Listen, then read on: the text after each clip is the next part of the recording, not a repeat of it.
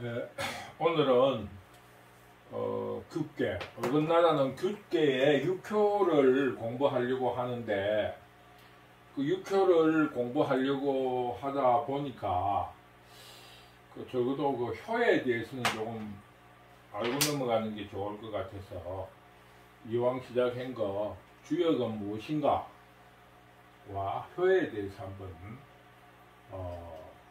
말씀을 드리도록 하겠습니다. 이 주역은 무엇인가? 주역은 그 예전에 문자가 없었을 때 복희라는 분이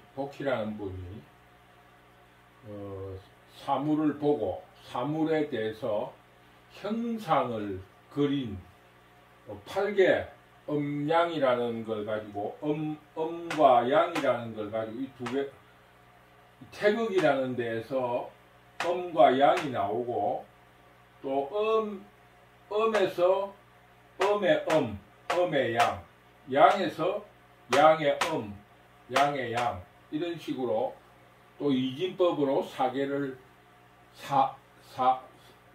네 개의 그 개를 그려가지고 또 네 개가 되었고 또 거기에서 또 음양 하니까 8개가 된 거죠. 이진법이 3번이니까 8개의 8개를 그렸습니다. 8개의 8개를 그려서 복희가 8개를 그렸는데 그 이후에 문왕이라는 분이 그 8개에 대해서 그 설명을 했어요. 이 8개를 8가지의 개를 8개로 모으니까 64개가 된 거죠. 그 8개를 합쳐서 이 괴를 만들어서 64개에 대한 괴사를 문자로 쓴 겁니다. 그게 이거 이제 괴사가 나왔고 그 괴사에 대해서요 하나하나 64개의 육효니까 384효 여기 하나하나 효에 효에 대한 글을 남겼습니다. 그리고 거기에 대한 설명을 나중에 공자가 한 거예요. 공자. 이까지는 경이에요. 그리고 공자가 한 거는 전이라 그럽니다. 전.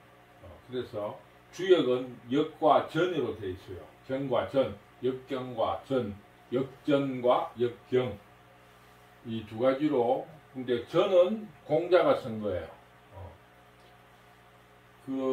그래서 그런 이제 역사적인 과정으로 네 사람이 쓴 걸 가지고 있는데, 그럼 주역이라는 게 기본적으로 두 가지로 나눕니다. 이 성인들이 이 본래는 문왕이 주나라 때 문왕이 이 괴를 8개의 개를 합쳐서 64개를 만들면서 괴의 형상에 대한 설명을 할 때 점을 치는 걸로 해서 개사가 설명이 되어졌다고 합니다.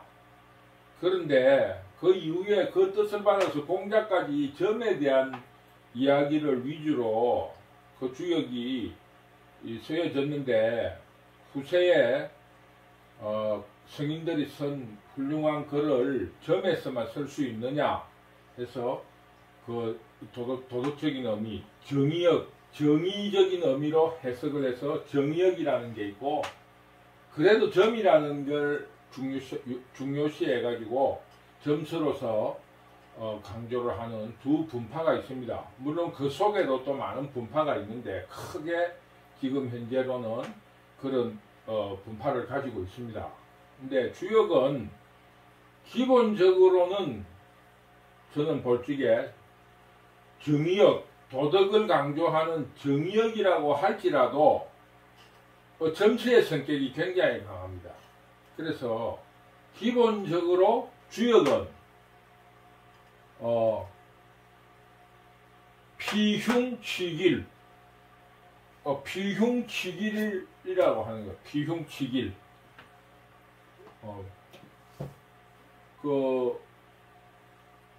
뭡니까? 흉은 피하고, 길, 좋은 걸 취하라 하는 겁니다. 내지, 올 일을 알아가지고, 미래의 올 일을 알아서 흉을 피하고 좋은 일을 취한다는 뜻입니다. 그러면서 군자들에게 설명하기를 뭐라 이야기하냐면은, 시지, 멈춰야 할 때는 적시 멈추고, 시행, 적행, 가야 될 때 가야 된다. 그 사람이, 그러니까, 이거 주역이라 하는 것은, 이 두 가지만 보더라도, 가야 할 때, 멈춰야 할 때를 안다는 거, 가야 할 때를 안다는 거, 이거는 어쨌거나 점수의 의미가 강하다. 저는 그렇게 봅니다. 그래서 주역은 뭐 궁극적으로 설명하면은 그 우리가 말하는 미래에 대한 미래를 알고 싶어 하는 마음에 치중한다 하면은 점수를 알 수 있고, 미래에 대해서 알지만은 그걸 알아가지고 도덕적인 어떤 활용을 하려고 한다 하면은 뭐 정의역으로 해석할 수 있지 않겠느냐. 저는 그렇게 보고, 주역은 그 주역 내용 자체에는 도덕적 점서로서의 성격을 가지고 있다. 저는 그렇게 봅니다. 그런데 주역은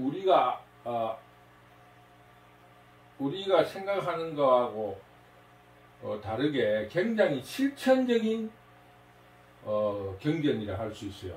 근데 우선적으로 이제 주역에 나오는 단어들을 몇 가지 풀이를 해보면은 음과 양이라는 게 있습니다. 음과 양. 이제 음과 양이라는 거는 동양 철학에서 말하듯이 이것도 상대적입니다. 상대적. 어떠한 사물을 놓고 밝은 쪽에 있는 거는 양이라 하는 거예요. 양.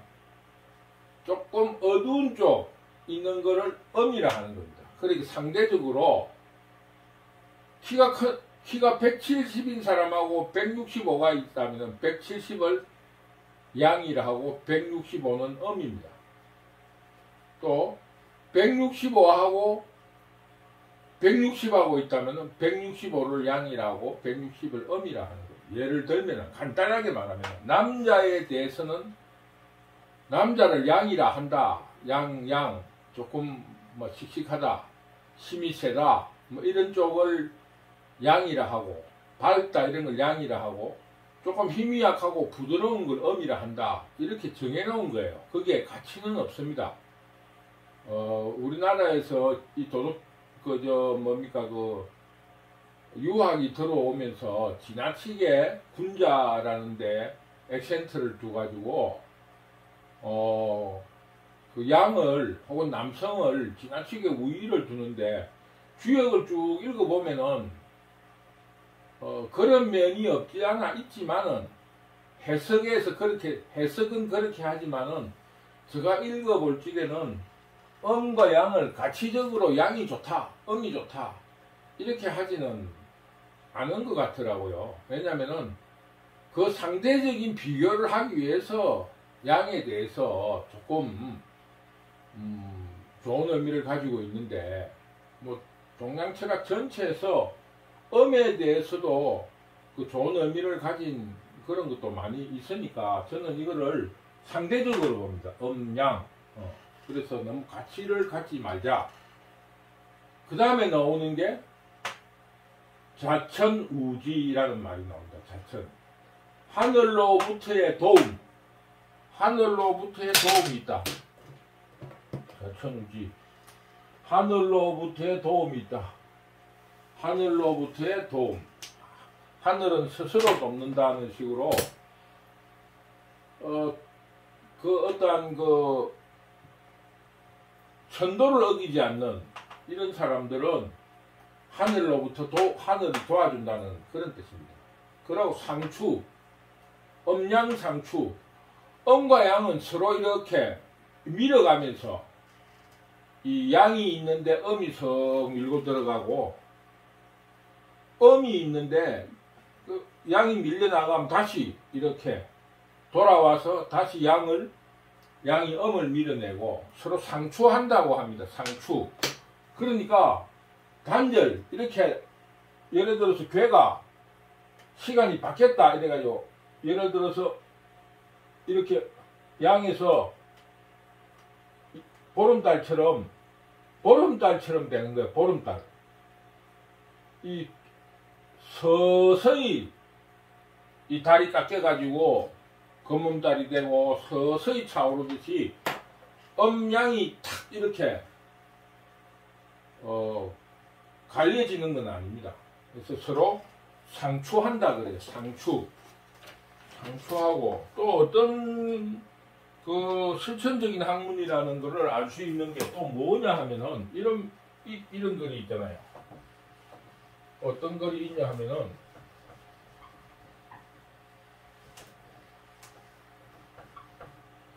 왕이라는 왕 간다 섭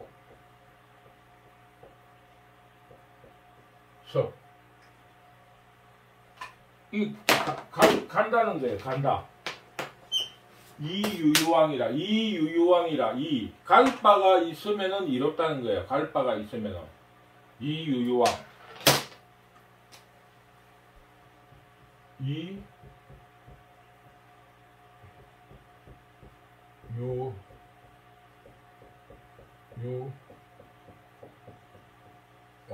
이유유왕 갈바가 있으면 이롭다 이런 말이 주역에 굉장히 많이 나옵니다. 가야 된다는 거예요. 갈바가 있을 때는 가야지 이롭다는 거예요. 간다. 머릿속에 생각만 하는 게 아니고 가라는 거예요. 이섭대천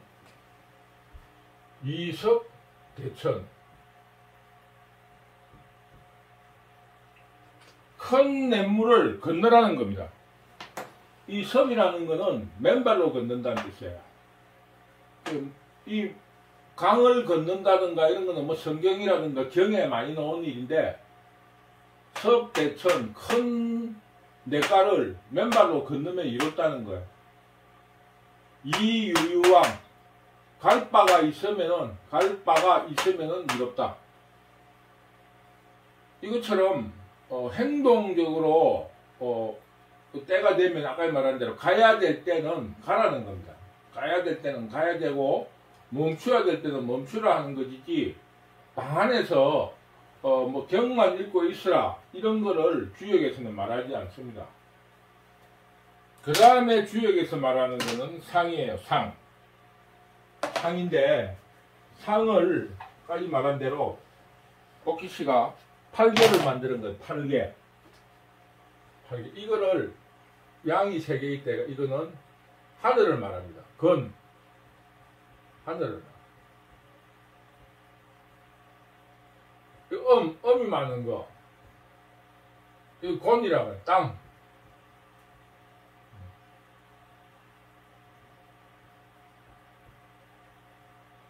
이건 뭐예요? 우레레자예요. 네.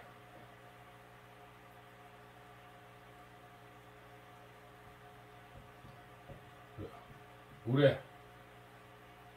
그 다음에 한 개 더 올라오면 연못이라는 거예요. 연못, 택.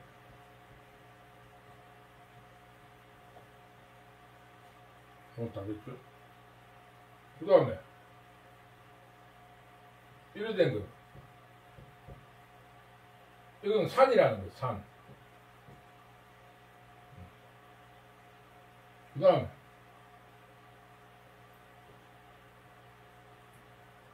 이 바람이라는 거예요. 바람. 그 다음에 이 물이라는 거예요. 이 그림 하라는 거예요. 이런 모양을 형상을 이렇게 약속을 한 겁니다. 근데 가만히 보면은 넷자라는 거는 땅 밑에, 이 땅이니까 땅 밑에서 양이 솟아오르는 거예요. 이 땅 밑에서 양이 솟아오른다. 그러니까 이 땅이 흔들리는 걸 내라 그러는데, 우레레자예요. 이거는 땅에 얕은 음이 구덩이가 있는 거예요. 이게 연못인 거예요. 이 형상을 보면 또 그렇다고 할 수 있어요. 이 산은 이 땅인데 그 가운데 하나 우뚝 솟은 거예요. 이 산이에요. 이 풍이라는 바람이라는 거는 스며들지 않는, 바람이 안 부는 데가 없으니까 이 땅 위에 이게 양이 막 스치고 지나가는 게 풍이에요. 이 움직이고 막 하는 게. 이 물이라는 건 바깥은 부드러운데, 이 동양 철학에서는 이 기본적인 안에는 강하고 바깥이 부드러운 걸 물이라. 불은 바깥은 뜨거운데 안은 찹다고 하는 거예요. 이런 형상을 가지고 이렇게 모은 겁니다. 이렇게 모아서 이 상을 보고 이 상을 가지고 하는 거예요. 그래서 주역이라는 걸 점수라고만 이야기할 때 이것처럼 이거를 보고, 이거는 뭐예요? 내잖아요. 내고 이거는 연못이죠. 연못에 위에는 연못이 있고 밑에는 우레가 있습니다. 연못 밑에서 우레가 막 이렇게 치는 거를 뭐라 하겠습니까? 그거는 점수로만 활용할 때 여러분들이 에너지를 가지고 이런 괴가 나오면은 여러분들이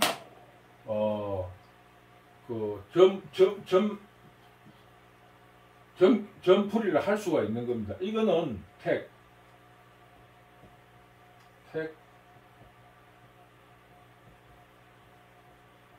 이거는 우레레 택내 뭡니까? 택내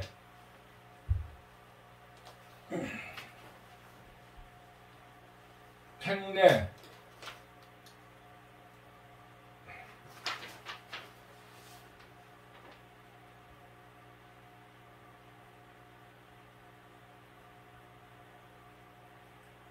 따를 수입니다. 수.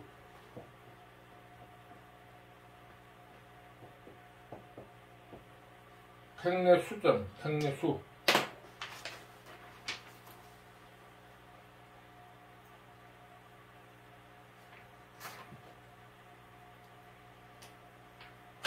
택내 수.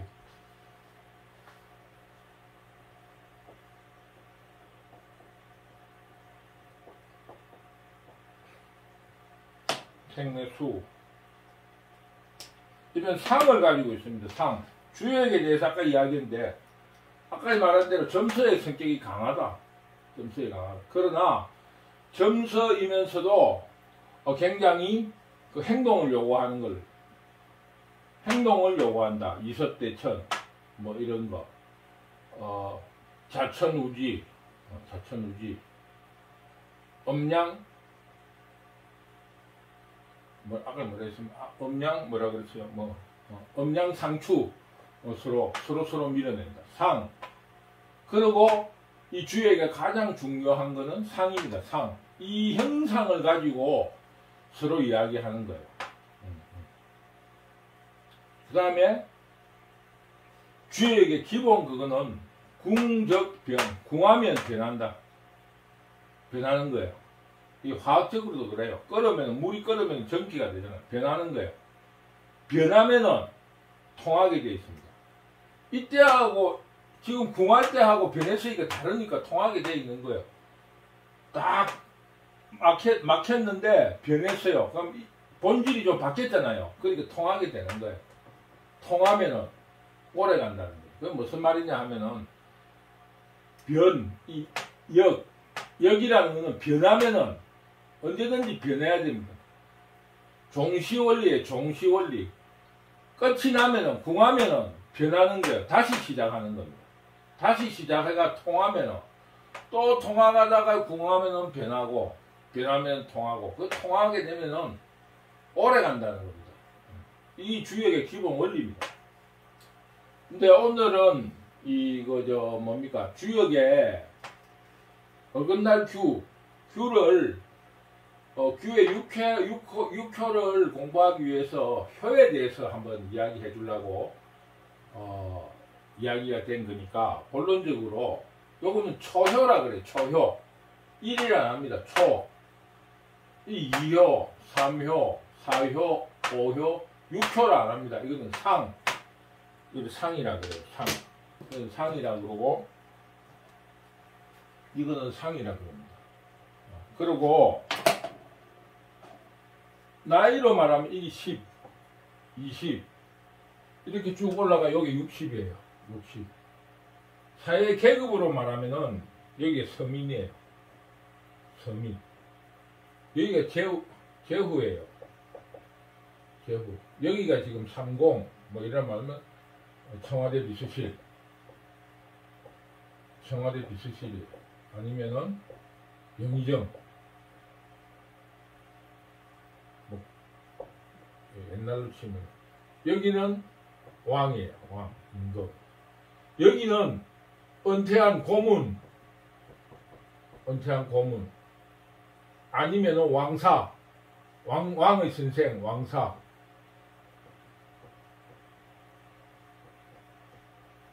왕사예요, 왕사. 왕사. 고문. 뭐 전직 대통령. 이런 사람들이에요. 여기는 주역의 말로는 따르는 사람은 지위는 높으나, 위는 높으나, 고위, 위는 높으나 따르는 사람은 없다.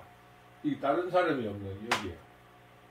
이 제후라는 것은, 제후는 언제든지 왕이 되고 싶어 하기 때문에 항상 여기는 일로 한 단계를 넘어야 되니까, 일로 넘어와야 되니까 이 여기를 굉장히 위험한 자리로 봅니다. 그래서 효풀이에서는 여기는 별로 좋은 효를 풀이하지 않습니다. 그리고 간단하게 말하면 여기는 인간 세상, 여기는 하늘의 세상, 이렇게 구분할 수도 있어요. 그래서 인간 세상의 가장 중심은 여기가 중심이라 그럽니다. 이 하늘의 세상에서도 여기가 중심이니까 중입니다. 그래서 이 자리에 있는 것을 뭐라고 그러냐 하면은 덕중이라고 합니다. 중을 얻었다. 그래서 덕중이라고 그래요. 덕중. 그런데 이 이제 주역이 참 굉장히 재미있는 게, 여기는 이제 어떻게 해야 되냐면 초효는 1이니까 양이에요. 양이 와야 되는 거예요. 이 자리를 위라 그럽니다. 위. 그래서 양의 자리에 양이 오면은 정위예요. 정위. 바로 바른 자리에 갔다는 거예요. 양의 자리에 음이 오면 부정이라 그런다. 부정. 안 맞다. 그런데 중이라는 걸, 덕중을 얻었는데 이거는 음의 자리에 음이 왔으니까 이건 뭐예요? 바로 왔잖아요. 그래서 이거를 중정이라 그러면 중정. 중인데 바르다. 중정.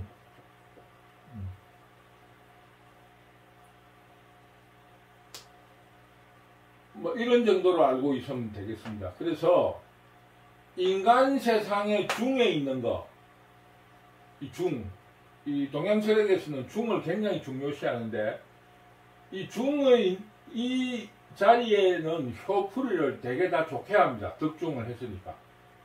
정위가 아니더라도, 그러니까 중정이 아니더라도 좋게 해석합니다. 그래서 인간 사회의 중심인 사람을 군자라 그러는 거예요.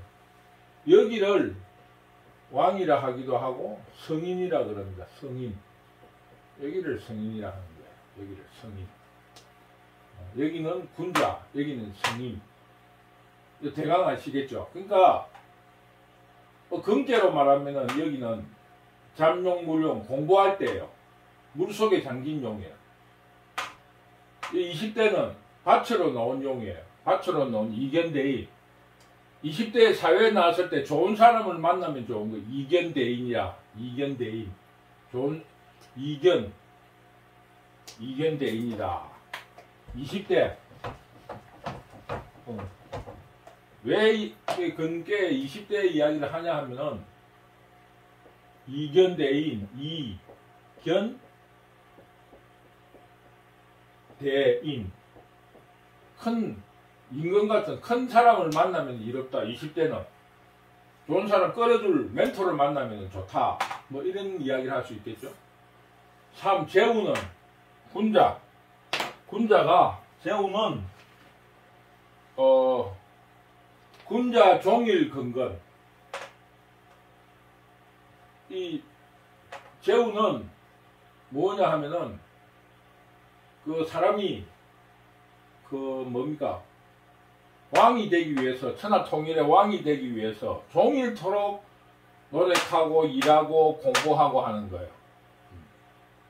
그러나 저녁에는 아이고 공부를 잘했는가 싶고 두렵고 근심 걱정이 되는 그런 이 자리입니다.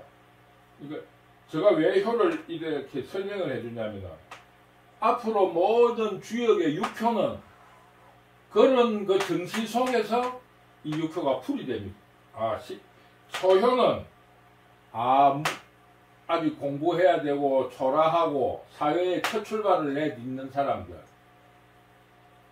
일의 시작 단계, 일로 치면 시작 단계, 요거는 이제 조금 우리로 말하면은 익숙한 단계. 세 번째는 사업을 좀 크게 벌려가지고 이제는 좀 그 도약을 해보려고 하는 단계. 네 번째는 아주 이제 그 성공에 가까워져서 좀 교만해지기 쉬울 때. 그 다음에 이거는 이제 아주 성취를 한 거예요. 성취. 60대는 성취를 해가지고 회장이 된 거예요. 회장. 아들한테 물려주고 회장이 된 거. 모든 이제 앞으로 주역은 이 단계를 가지고 설명하기 때문에 근계에 그 이야기를 한 거예요. 여기는 잠룡, 여기는 밭에 나와 있는 그 견룡재전, 밭에 나와 있는 용, 밭에 나와 있는 용, 밖에 나와서 뭔가 해보고 싶어하는. 군자 근건, 군자 종일 근건. 사는 혹약재전, 왕이 되려고 혹약재전, 혹약재주,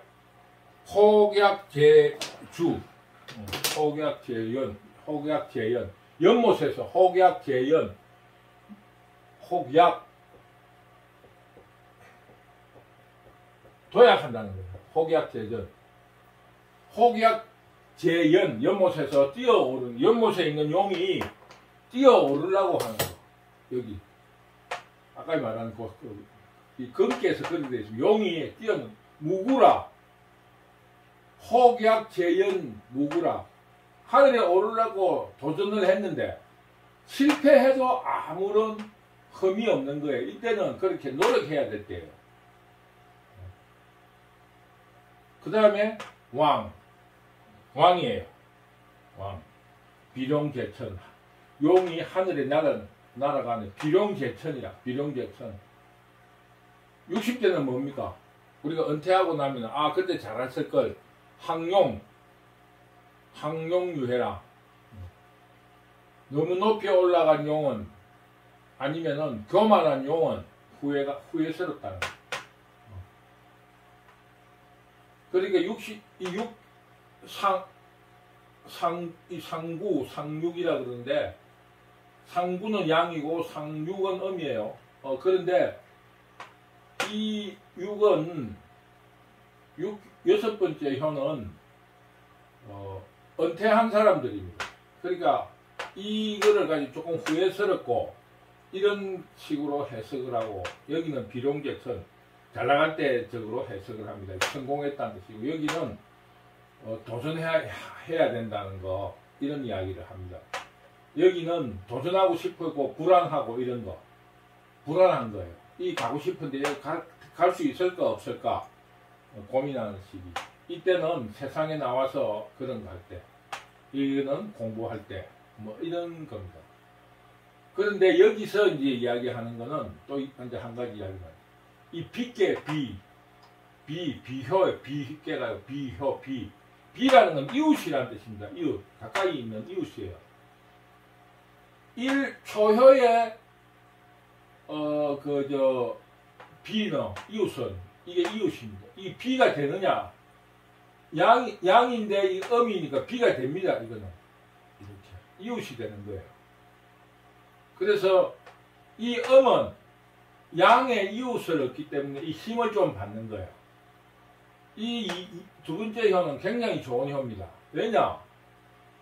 중을 얻은 덕중을 한 데에다가 두 번째 자리에 음이 왔으니까 중경이에요. 이 위도 정위, 위치가 정위니까 중경에다가 비가 있는 거예요. 비. 이렇게 비. 여기는 이렇게 비예요.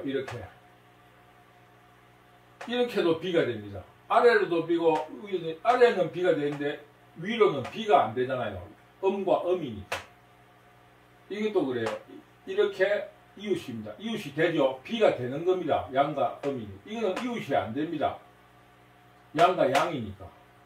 이것도 그래요. 이거는 양과 양이니까 비가 안 되고 이건 비가 되는 그걸 비라 그럽니다. 이웃. 그 다음에는 응은 부부 같은 것입니다. 부부. 응은 부부입니다. 부부 같은. 그래서 비보다 응이 더 중요합니다. 이 비보다 응은 어떻게 응이 이루어지느냐? 1효하고 4효하고 2효하고 5효하고 3하고 6하고 이 재미있죠? 1효하고 4효니까 양과 음이잖아요. 양과 4니까 그러니까 이래 응이 안 되는 거예요. 응이 되는 걸 합덕이 안 되는 거예요. 왜냐면 양과 양이니까. 또 이거는 이건 양과 두 번째하고 5호는 응이 되잖아요. 부부로. 응이 되는 거예요. 이것도 응이 안 되는 거예요. 음과 그래서 주역에서는 부부와 같은 응과 이웃과 같은 비가 있습니다. 이 해석을 할 때. 이 효에 대해서 대강 아시겠죠, 이제. 오늘 이 강의를 끝나고 다음 시간에 규계의 6효를 공부를 할 겁니다. 그래서 여기는 이 괴는 이렇게 이걸 상계, 이거 학계라 그래요. 상계는 하늘을 이야기하고 학계는 인간사회를 이야기합니다. 그래서 여기서는 군자. 근데 군자라고 하는 것은 성인은 완전히 깨달은 우리로 말하면 예수님이나 부처님 같은 사람을 말하는데 비해서 군자는 깨닫지는 못했어요. 성인의 길을 가려고 깨닫고 마음을 묻고 열심히 노력하는 사람입니다. 군자. 그래서 우리가 말하면 선비라고 해서 다 아는 게 아니고 일반 사람들보다 깨달음을 얻어가지고 더욱 공부하고 노력하는 사람이에요. 그래서 군자는 아직도 진행형인 사람입니다. 그래서 이건 인간사회, 대강 이야기 하시는 건데 내가 효에 대해서 아시겠죠? 이왕 나온 김에 이까지 나온 김에 이 괴에 대한 이야기를 잠깐 더 하고 넘어가기로 하겠습니다. 이게 이제 뭐냐 하면은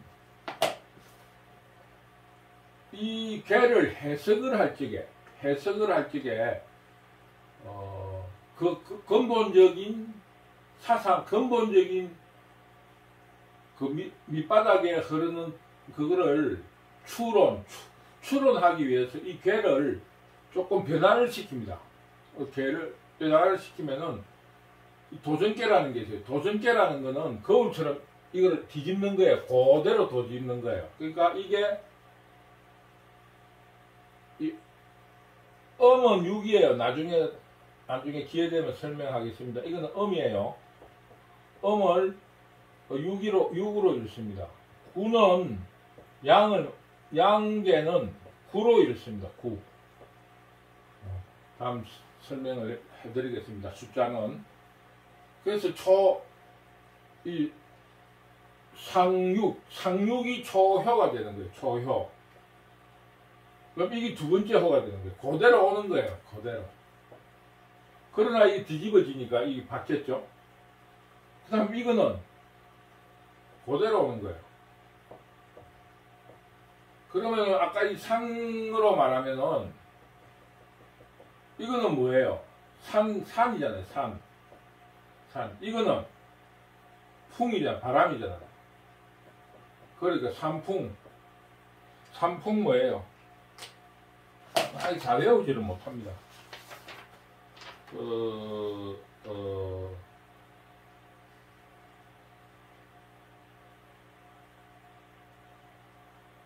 산풍 곱게, 산풍 곱게입니다. 곱게. 산풍 곱게. 산풍 곱. 기생충, 요즘 기생충 영화도 유행했는데, 산풍 곱게. 이 접시 위에,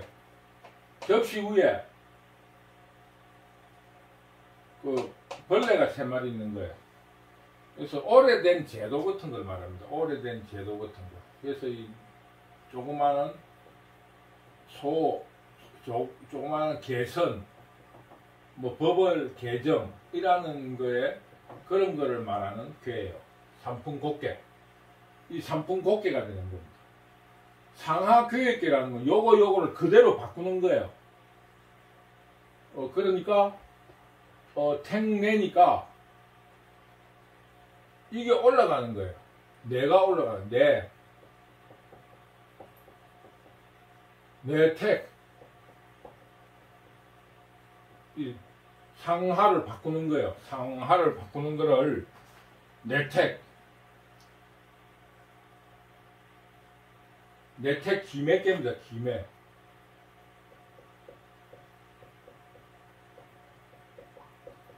내택 기매.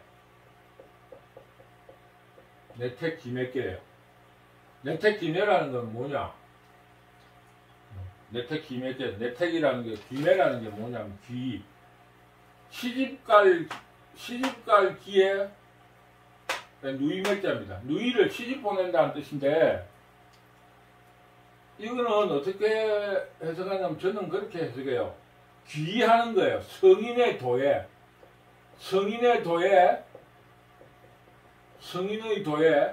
시집 가듯이, 누이가 시집 가듯이 자기의 마음을 시집 가듯이 그 성인의 도에 기이한다. 저는 그렇게 해석을 해요. 성인의 도에 기이한다는 거예요. 그래서 군자가 성인의 도에 기이해가지고 더욱 열심히 공부를 해라. 이런 뜻으로 저는 해석을 합니다. 그래서 이 상하교획계. 그러니까 이거를 해석을 할 적에 하나하나 이제 이 효를 풀이할 적에 풀이해서 조금 막히면은 이런 걸로 가지고 유추를 하는 거예요. 이 사람 이 중에서 앞으로 나아가야 된다 하면은 김에 성인의 도로 기이하듯이 심혈을 기울여서 공부를 하고 또 흔들리지 않고 가야 된다. 이런 식으로 해석을 하기 위해서 그거를 추론하기 위해서 그 근거를 이렇게 효를 바꿔보는 거예요. 그 다음에 또 있는 게 음양교획계. 음양을 바꾸는 거예요. 이거 초구는 초육이 되는 거예요. 이건 음이니까 양이 되는 거예요. 위에도 음이니까 양이 되는 거예요. 이거는 양이니까 음이 되는 거예요. 이것도 양이니까 음이 되고, 저거는 음이니까 양이 되는 거예요. 이거는 산, 이상이 산풍곡계가 됐죠. 도전계하고 똑같이 된 거예요. 이거는 아까 도전계 했으니까, 더 이상 이야기할 필요가 없는 거죠. 도전계하고 똑같이 된 거예요. 이 음양, 그래서 이렇게 같이 되는 수가 있습니다. 이번 경우에는 산풍이 똑같이 된 거예요. 그 다음에 있는 게 이제 호께예요. 호께. 호께라는 거는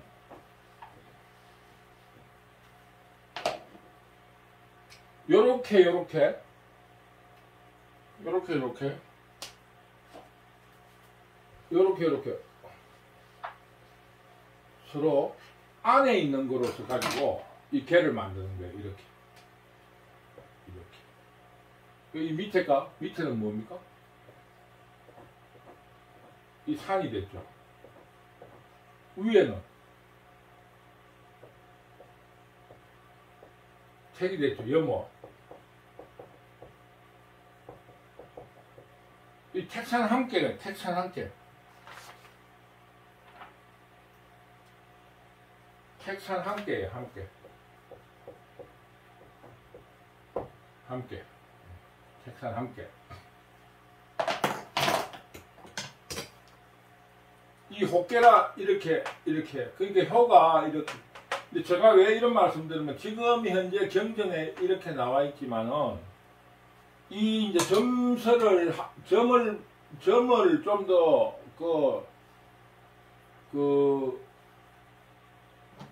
정확하게 하기 위해서 이 네 가지 말고도 효변이라 해서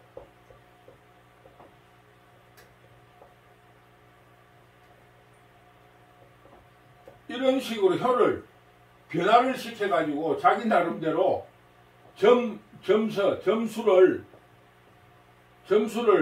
좀 높이려고 여러가지 다양한 시도들이 있는 거를 책을 통해서 보니까 그런 게 있는 것 같더라고요. 그러니까 뭐 여러분들도 이 혀에 대한 혀를 변화시켜서 다양한 이 나온 점괘에 대한 추론을 하는 수도 있습니다. 예를 들면은 이 개는 이 개에서 간단하게 말하면은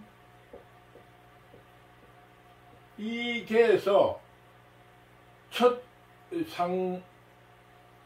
상육이 상구로 바뀌었다. 음이 양에서 바뀐 거다.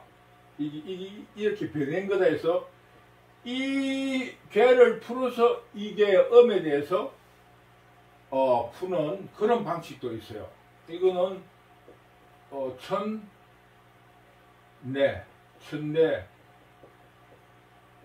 천내 뭐예요? 천내?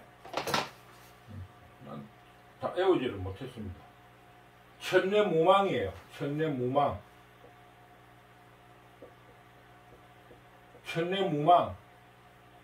허망한 생각이 없다는 거예요. 허망한 생각이 없이 이 양이 음으로 변했다. 위에 끼. 그래서 아무런 망령될 생각 없이 따라라. 그 사람을 따라라. 뭐 이런 식으로 해석하기도 해요. 그러니까 이 효변은 무궁무진합니다. 주자께서도 그 효변에 대해서 설명을 많이 했습니다. 그래서 오늘은 요 효변까지 공부함으로써 전체적인 주역에 대해서 개괄적으로 공부를 했습니다. 뭐 이런 정도로 공부를 하고 다음에는 어긋날 규에 대해서 6효를 공부하도록 하겠습니다. 오늘 조금 뭐 산만하게 하게 됐는데 대략으로 훑는 거니까 여러분들도 그런 것이 있구나 정도로면 따라오시면 됩니다. 그리고 규를 풀고 또 이런 식으로 제가 대강 설명할 테니까 여러분들이 그러다가 주역에 대해서 이제 호기심이 깊어지시면은 뭐 이런 기초적인 상식을 가지고 책을 읽으면은 좀 쉽게 읽혀질 것입니다. 뭐 저는 다음에 규계의 6효를 설명하기 위해서 간단하게 조금은 산만한 듯 하면서 간단하게 설명하게 되었습니다. 오늘 강의 산만했지만은 성의 있게 들어주셔서 감사합니다. 다음 시간에 규계 6효 풀이로 만나보겠습니다. 감사합니다.